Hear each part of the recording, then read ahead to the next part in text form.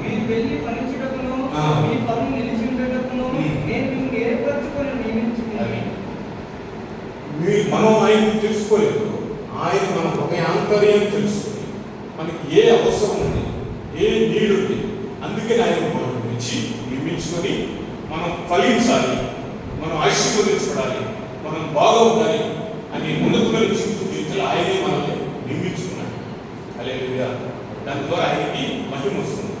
మీరు చూస్తే ఇప్పుడు టెక్నాలజీ, మొబైల్స్ కానీ మనం చదువుకుని వచ్చినప్పుడు అంత క్రిస్టియన్స్ శాస్త్రవేత్తలు మాత్రమే చేశారని మనం చూస్తుంటాం. ఇప్పుడు మనం క్రిస్టియన్స్, వాళ్ళు క్రిస్టియన్స్, మనం క్రిస్టియన్స్. ఇప్పుడు మన ద్వారా ఎంత ఇంపాక్ట్ ఉంది లోకంలో, మన ద్వారా ఎంత ఇంపాక్ట్ చూపిస్తుంది అన్నాడు. యేసోపు ఐగుప్తు దేశానికి రాజుగా అయిపోయాడు, మోషే నడిపించాడు, యెహోషువ నడిపించాడు.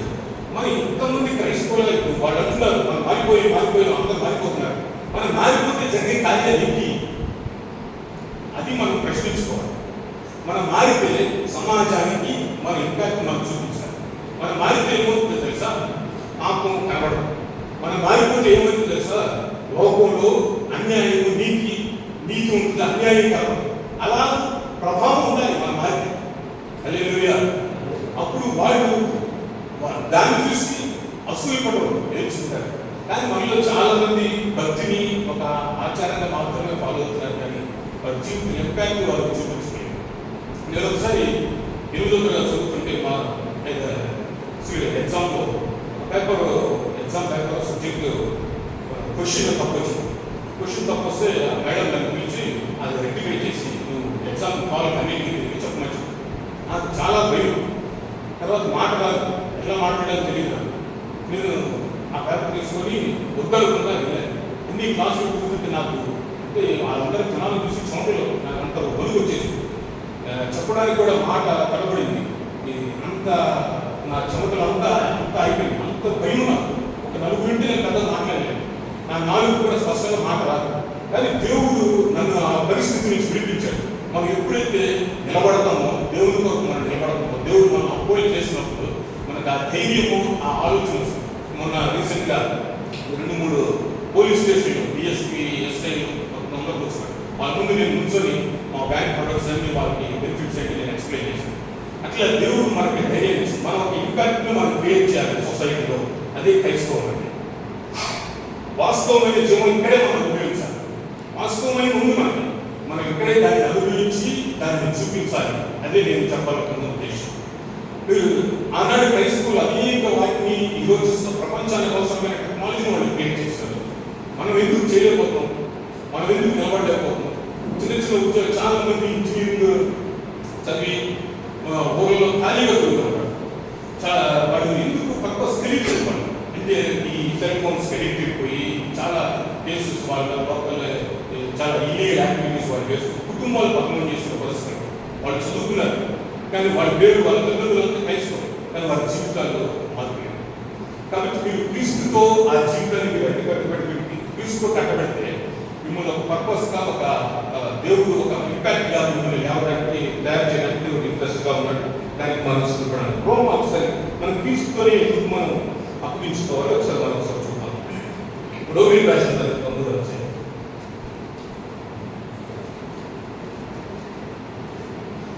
24-25. కాబట్టి నమ్మువారు ఆయన కృప చేతనే క్రీస్తు యేసునందు విమోచన ద్వారా ఉచితముగా నీతిమంతులను తీర్చబడుతున్నారు. పూర్వము చేయబడిన పాపములు దేవుడు తన ఒరిమి వలన ఉపేక్షించినందున ఆయన తన నీతిని కనపరచవలని క్రీస్తు యేసు రక్తమునందు విశ్వాసం ద్వారా ఆయనను కరుణ ఆధారముగా క్రీస్తును మనకు చూపించాడు. మీకు తెలుసా, మీరు ఎప్పుడైనా మీకు శోధనలు పాప ఆలోచనలు మీకు వస్తున్నాయి, క్రీస్తుని మీ ఆలోచనలు తీసుకుని ఆయన అందగాడు, ఆయన సౌందర్యవంతుడు, ఆయన చాలా టాలెంట్ కలిగినవాడు. ఈ లోకంలో ఎవరిని చూసి ఇంపాక్ట్ అవుతావో ఆ వాళ్ళకన్నా 1000 times వేల రెట్లు ఆయన నీకు నీ జీవితానికి అవసరమైనది. ఆయనను చూసి నువ్వు ఎక్కువగా ఇంపాక్ట్ అవ్వు. ఆయనను చూసి నువ్వు ఎక్కువగా ఆనందించు. ఆయనలో ఎక్కువగా ఆనందించడానికి నేను ఇష్టపడు. దేవుడు నిన్ను ఇంపాక్ట్ చేస్తాడు. నీ జీవితం చాలా బాగుంటుంది. హల్లెలూయా. ఆయన కరుణాధారంగా చేశాడు, మనల్ని కనికరించాడు. ఇంకోటి చూడండి, రోమా 5:5 పక్కన నెక్స్ట్ పేజ్ 5:5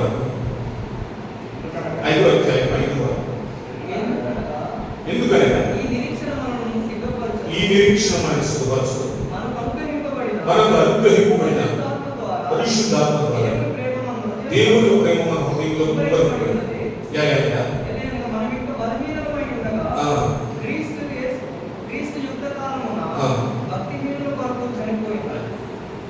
మనం బలహీనమైనప్పుడు ఆయన మన కొరకు చనిపోయాడు.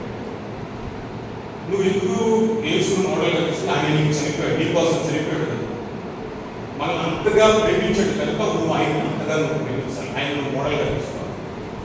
ఇంకొకటి రోమా 8:11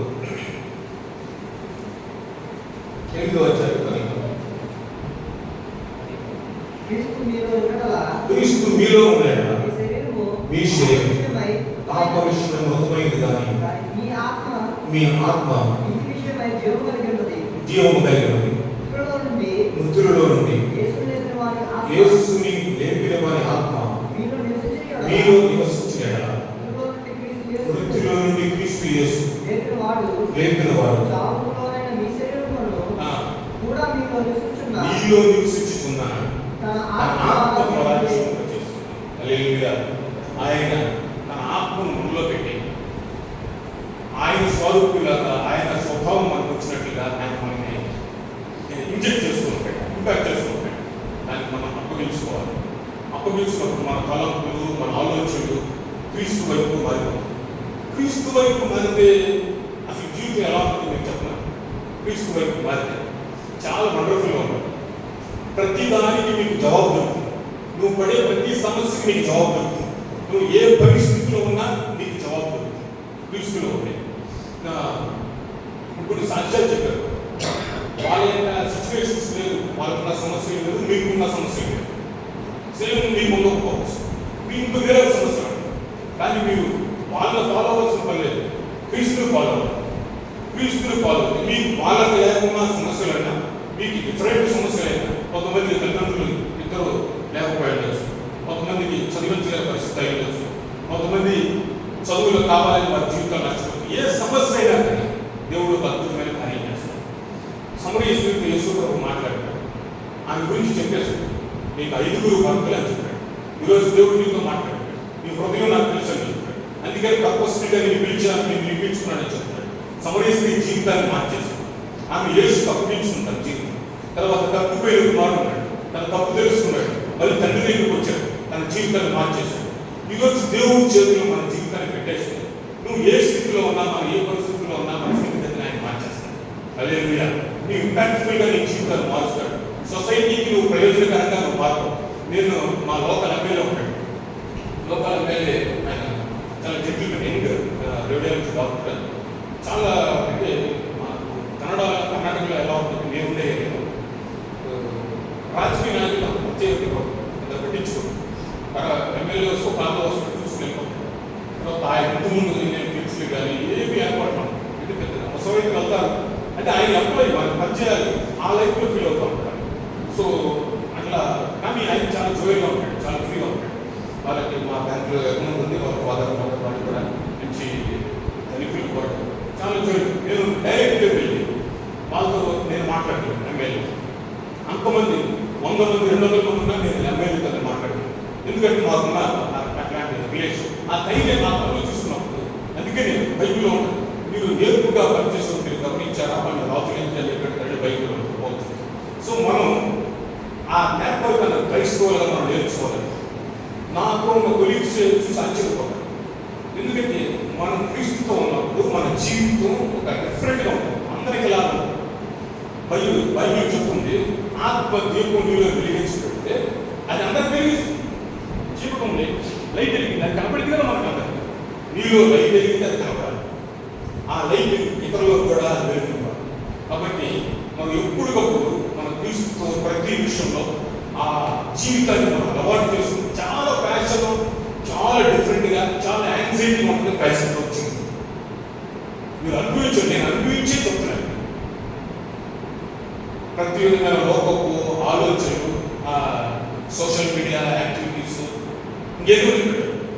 దేవుని వాక్యాన్ని గట్టిగా పట్టారు. మీ లైఫ్ని చాలా ప్యాషన్గా చేస్తారు. ఏ లోకంలో ఏ సినిమా హీరో లైఫ్లో ఉండదు అట్లా మిమ్మల్ని మోడల్గా చేస్తారు. మీరు ఆ విధంగా మీరు ఆకర్షిస్తారు, మీరు ఇతరులను కూడా ఆ విధంగా ఆకర్షిస్తారు. హల్లెలూయా. అలా ఇంకొక మాట చెప్పి నేను గురించేస్తాను.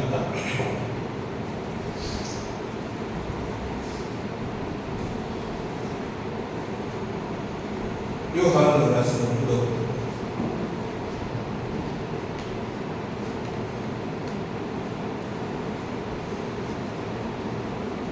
3వ వచనం, 1వ అధ్యాయం 3వ వచనం. నీవు సత్యమును అనుసరించి నడుచుకొనుచున్నావు. సహోదరులు వచ్చి నీ సత్య ప్రవర్తన గురించి సాక్ష్యం చెప్పగా విని బహుగా సంతోషించుకుంది. నా పిల్లలు సత్యమును అనుసరించి నడుచుకొనుచున్నారని ఎందుకంటే నాకు ఎంతైనా సంతోషం లేదు. సత్యం ఎవరండి? సత్యం ఎవరు? యోహాను 8:32 ఒకసారి చూద్దాం. దాంట్లో మీకు 8:32. అప్పుడు సత్యము పైన కాబట్టి యేసు నమ్మిన యూదులు మీరు నా వాక్యమందు నిలిచిన వారైతే నిజముగా నాకు శిష్యులై సత్యమును గ్రహించెదరు. అప్పుడు సత్యము నా వాక్యమునందు మీరు నిలిచి ఉంటే అది మీకు సత్యం. అదే మీకు సత్యం. నా వాక్యం మీకు సత్యం. మనకు తెలుసు వాక్యమే దేవుడే అని. సో నువ్వు సత్యాన్ని నువ్వు అనుసరించి నువ్వు దేవుడి గురించి తెలుసుకున్నప్పుడు నీ జీవితం ఆ సత్యం అంటే నీవు వాస్తవంలో నువ్వు ఉంటావు.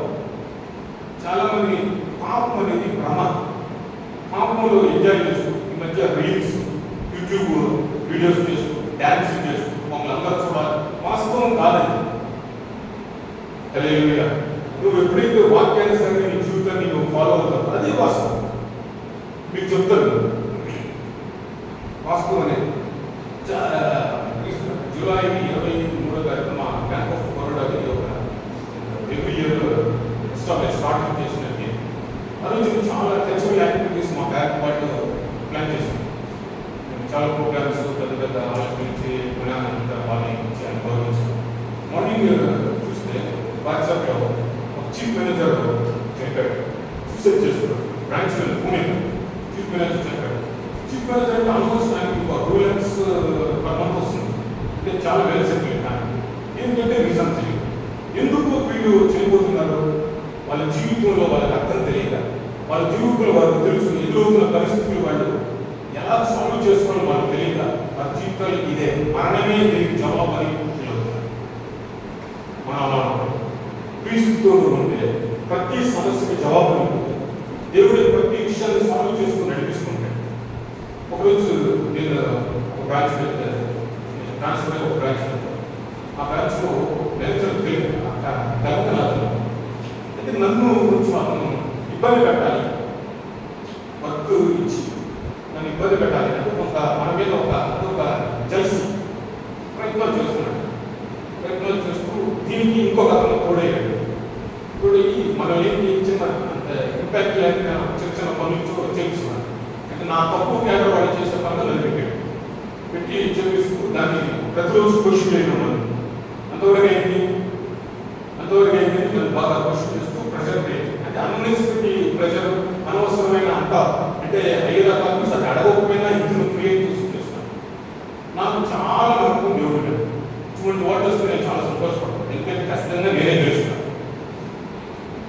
దీన్ని నేను ఛాలెంజ్గా తీసుకున్నాను. సో అట్లానే తీసుకున్నాను. తర్వాత ప్రతిరోజు మిగతా వాళ్ళు అందరూ పోయి ఆయనకి మార్నింగ్ వస్తే గుడ్ మార్నింగ్ చెప్తారు. నేను చెప్పాను. ఆయన ముఖం కూడా ఫోన్ బ్రాంచ్లో ఇద్దరే ఉంటారు. కానీ ఆయనతో అసలు నేను మాట్లాడాను ఉదయం నుంచి సాయంత్రం. వీరికి అది ఒక ప్రాబ్లం అయిపోయింది. అందరితో మాట్లాడుతూ నా దగ్గరకు వచ్చి నేను ఆయన మొహం చూడాలి.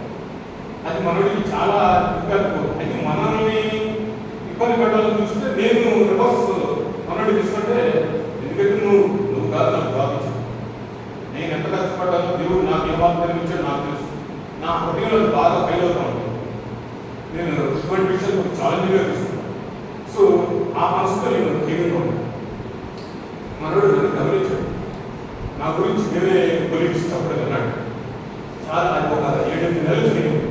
తర్వాత ఒక రోజు ఒక చిన్న విషయం మీద నేను కూడా క్వశ్చన్ చేశాను, నేను ఇట్లా చేస్తున్నాను తప్పు, నేను ఇట్లా చేయకూడదు. చాలా అంతా ఒక 50 మంది ఉన్నారు బ్యాంక్, అందరి ముందు నిలబడి గట్టిగా మాట్లాడిన తర్వాత చాలా అతను చేసిన దానికి తప్పు ఏం మాట్లాడలేకపోయాడు, లోపలికి వెళ్ళి దూరేస్తున్నాడు.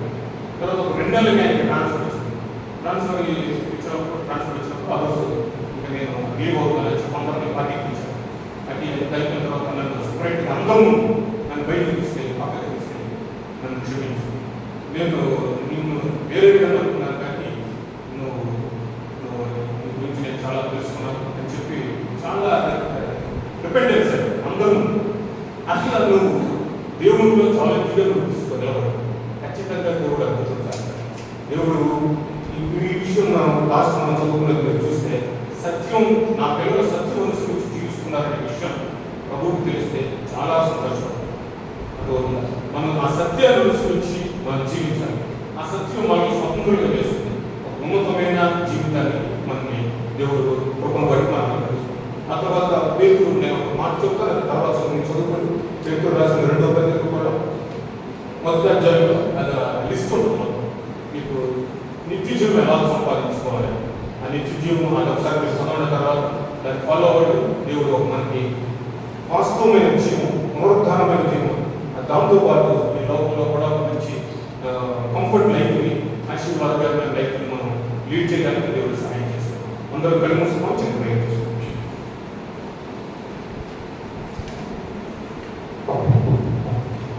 సర్వకృపానికి అక్షయకులుగా చూస్తారు. మేము ఆశించినట్లుగా బాధదాన్ని మీరు కృపను బట్టి మీరు జరిగిస్తున్నందుకు చూస్తారు. ఉదయకాలంలో సంస్థను ప్రారంభించిన మీరు ఫస్ట్ హాఫ్ అయినా మీరు దీనిగా మార్చుకుంటారు. అయినా సంస్థను మా జీవితంలో నిఫుగా మీరు వచ్చి మీరు కృతజ్ఞతగా స్థుతించి భావించారు. రోజులు మా ముందు నిలబెట్టి మా జీవితంలో ఉన్నతమైన కెరీర్ కొరకు మేము వేసుకోవాల్సిన పాటలు మీరు మాకు ఉంచారు. ముందుకు స్తోత్రాలు. ఈ బిడ్డలతో సాక్షిగా ముందు నిలబెట్టి వారిని మాకు ఆదర్శవంతులుగా ఇన్స్పిరేషన్ ఉంచారు. తర్వాత అనుకున్న కూడా నిలబెట్టి వాస్తవమైన జీవం, ఈ లోకంలో వాస్తవమైన జీవాన్ని సంపాదించుకుంటున్నాం. నీతో మేము అడ్డుకట్టుకుని జీవించు, నువ్వు మా కొరకు మరణించు, మా కొరకు మేము బలహీనమైన కదా, మేము ఎరగని వారు మేము మా హృదయాన్ని ఎరిగి మాకు కావలసినవి మీరు ఇస్తారని మేము ఆహ్వానించి నిత్య జీవితానికి వారసుగా చేస్తున్నారు. మాటలు ఇప్పుడు వరకు మీరు జరిగించిన ఈ ఆత్మ సంబంధమైన కార్యాలందరినీ ఒక ఫ్రూట్స్ లాగా మా జీవితంలో మేము నింపుకొని నేను మీకు రానున్న జీవితంలో మాకు నేను ఉన్నతమైన కృపను మేము కలిగి ముందుకు సాగడానికి సహాయం చేయండి. నేను ఆఫ్టర్నూన్ సెషన్ కూడా నేను చెప్పి తీసుకుని ఈ ఆత్మ ద్వారా జరిగించిన ఏసయ్య నాలుగు